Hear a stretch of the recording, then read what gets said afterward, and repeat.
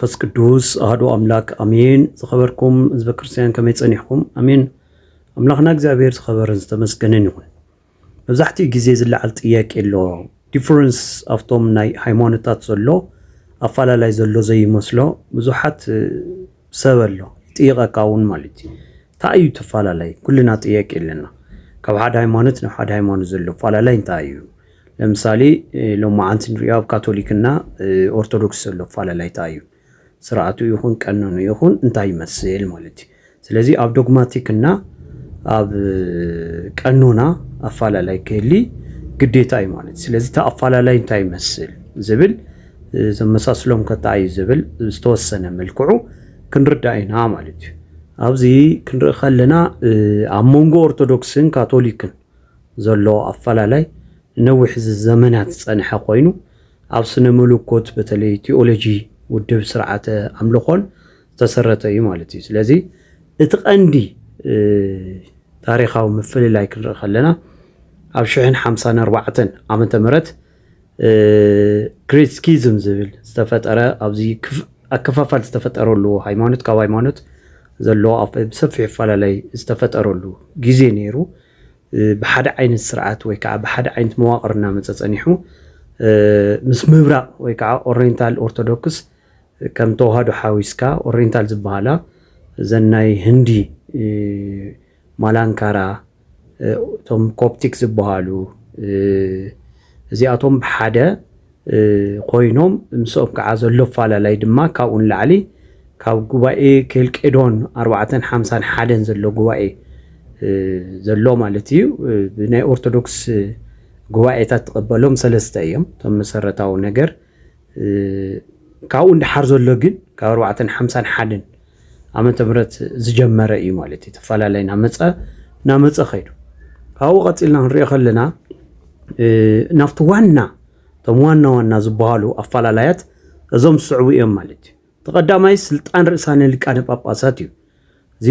እዚ ፓፓል ኣውቶሪቲ ዝበሃል ወይ ከዓ ግዛኣቶም ብላዕሊ ኮይኑ ካቶሊክ ርእሰ ሊቃነ ጳጳሳቱ ሮማ ወይ ከዓ ፖፕ ሓደ እዩ።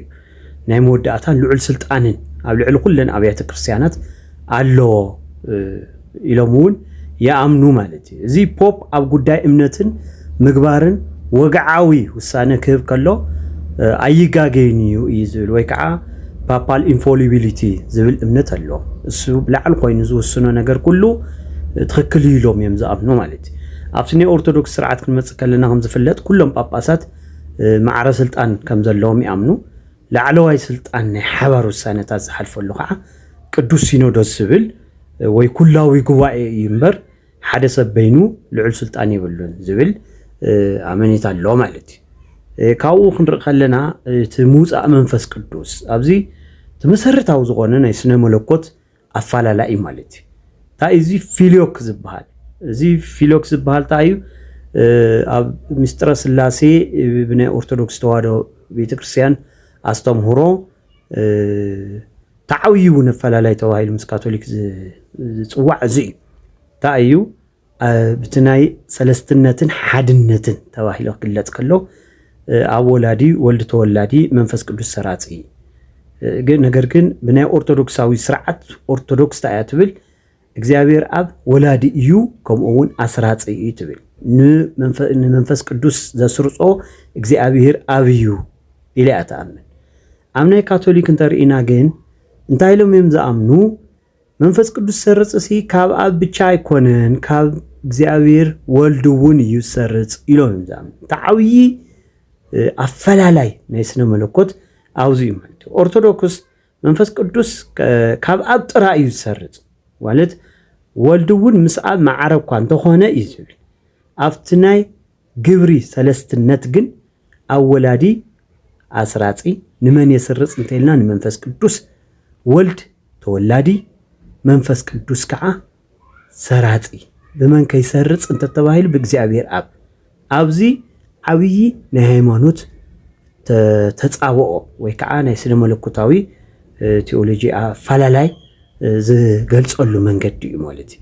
ካብኡ ክንርኢ ከለና ከዓ እቲ ናይ መፅረይ ሓጢኣት ከታ እዩ ፑርጋቶሪ ዝበሃል። ካቶሊክ ሰባት ምስ ሞቱ ናብ ሰማይ ቅድሚ ምእታዎም كامنا أشتو ويكعاقا بصاناتهم حاتيات سنوصلو مصري حاتيات ፑርጋቶሪ ዝበሃል ጊዜያዊ ቦታ ወይ ከዓ ኩነታት እዩ አሎ ኢሎም ይአምኑ ማለት እዩ ኦርቶዶክስ እንመጽእ ከለና ግን ድሕሪ ሞት ፍርድ ከም ዘሎን ጸሎተ ፍትሓትን ምጽዋትን ንነፍሳት ከም ዝጠቅም እኳ እንተኣመኑ ነቲ ብሓዊ ዝግለጽ መጽረይ ቦታ ግን ፑርጋቶሪ ዝብል ትምህርቲ ግን ኣይቕበልዎን ማለት እዩ ስለዚ ናይ ኦርቶዶክስ ስርዓት ሰብ ክነጽህ ዝኽእል ኣብዚ ምድሪ እዚ ንስሓ ኣትዩ ቀነኑ እንትውድእ ብቻ እዩ ዝብል እምበር ካሊ ዝነጽህሉ መንገዲ የለን ዝብል ኣመኔታ ኣሎ ማለት እዩ ኣብ ካሊ ሰማይ እንተኸድካ ምንም ዓይነት ናይ መንጽሂ ዝበሃል ቦታ የለን ዝብል እዩ በርግጥ ሙታን ስለ ህያዋን ህያዋን ከዓ ስለ ሙታን ይጽልዩ ከም ዝብል ሙታን ህያዋን ሙታን ክጽልዩሎም ከም ዝኽእሉ እምበር ኣብኡ ኸይዶም ዝነጽሉ መንገዲ ግን የለን ዝብል እዩ ስለዚ ሓደ ካሊ መሰረታዊ ኣፈላላይ ንሱ እዩ ስለዚ ጥምር ኣቢልና ንሪኦ ከለና ካቶሊክ ርእሳነ ሊቃነ ጳጳስ ወይ ከዓ በፖፕ ዝምራሕ ኮይኑ ኦርቶዶክስ ግን በቅዱስ ሲኖዶስ ወይ ከዓ ፓትርያርክ ዝሓዘ ኮይኑ ቅዱስ ሲኖዶስ ውሳኔ ዘዕርፍ ማለት እዩ በመንፈስ ቅዱስ ተመሪሑ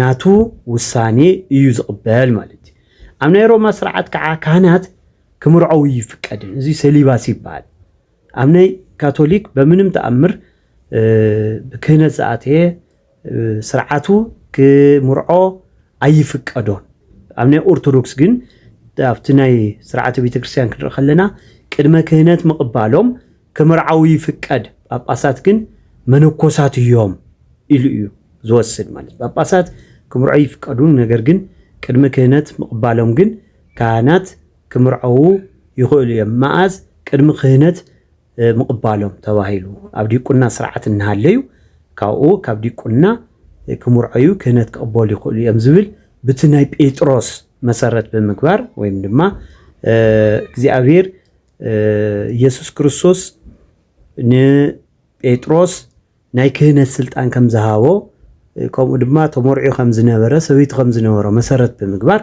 በዚ ስርዓት እዚ ብምውሳድ እዩ ስልጣነ ክህነቱ ብኸም ዓይነት ኣረዳድኣ ይኸይድ ማለት እዩ ናይ ካቶሊክ ከዓ ጥምቀት ማይ ብምንጻግ ወይ ብምፍሳስ ብምንጻግ እዩ ሓደ ሰብ ዝጥመቕ እዚ ከዓ ስፕሪንክሊንግ እና ፖሪንግ ዝበሃል ማለት እዩ እዚ ከዓ ብምፍሳስ እዩ ኦርቶዶክስ ግን ሰለስተ ሰዕ ብምጥላቅ ማለት ብስም አብ ብስም ወልድ ብስም መንፈስ ቅዱስ ዝብል ኢመርዥን ዝብል ስርዓት ትጥቀም ማለት እዩ ስለዚ ካቶሊክ ኣብቲ ናይ ቅዱስ ስእላት ክንርኢ ከለና ሓወልቲ እውን ትጥቀም እያ ማለት እዩ መብዛሕትኡ ግዜ ስታቶ እውን ይጥቀሙ እዮም ኣብ ናይ ኦርቶዶክስ ግን ቅዱሳት ስእላት እዩ ኣይከንስ እዩ ዝጥቀም ከምኡ ኮይኑ ከዓ ኣብ ናይ ካቶሊክ ዘለው ቅዱሳን ከምኡ ድማ ኣብ ናይ ኦርቶዶክስ ዘየለው ቅዱሳን ኣለው ለምሳሌ ቅድስት ሉቺያ ካሊ ኢሎም ዝጥቀሙ ናይ ባዕሎም ቅዱሳን ኣለዎም ኦርቶዶክስ ዘይትፈልጦም ማለት እዩ ወይ ከዓ ንዓኣቶም ከም ቅዱሳን